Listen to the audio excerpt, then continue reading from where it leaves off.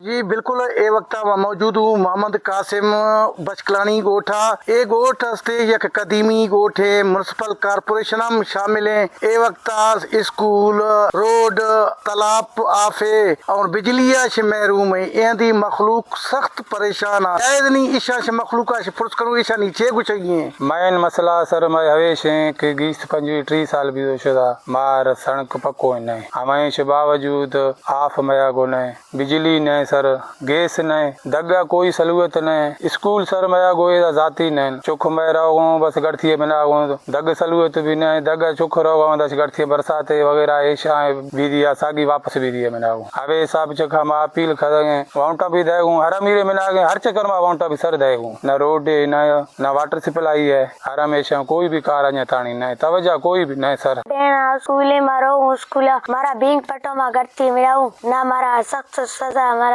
School ना मिलो ना चाहिए मेहरबानी करे मारा स्कूल दे। मैन मसला जो कोस्ते मैं रोड है हवरे बरसात भी मा रोजगार और मर्दमो हफ्ता है 2 हफ्ता है मा लोचा फांसी कब थी किसा चुख में स्कूल नो रो सको मा शार वास्ते ये तकलीफ हम बाजो बड़ा मेहरबानी मजे मेहरबानी सरदार रे अमीर रे मैं सहूलत खनु। जी बिल्कुल शुमाश कदो कि ईशानी गुशरी एक मैं गोठ अस्तेक मोहम्मद कासिम बचकलानी तमाम बुनियादी सहूलियात महरूम है। स्कूल ने तालाब ने आफे सड़क ने पक्काए हमें सिविल अस्पताल ने खिसाए सेकिल तमाम जिंदगी बुनियादी सहूलत मैं गोठ महरूम है। मां मुंतखब नुमाइंदा से मां ये अपीला खनऊ गुजारिशा खनऊ को फौरी तौर पर गोठ मोहम्मद कासिम बचकलानी यार जिंदगी तमाम सहूलियत फराम कंत ताकि आंधी मखलूक खुश रही। कैमरा टीम को फजिया अली हसन बलोच वश न्यूज उस्ता मोहम्मद बलोचिस्तान।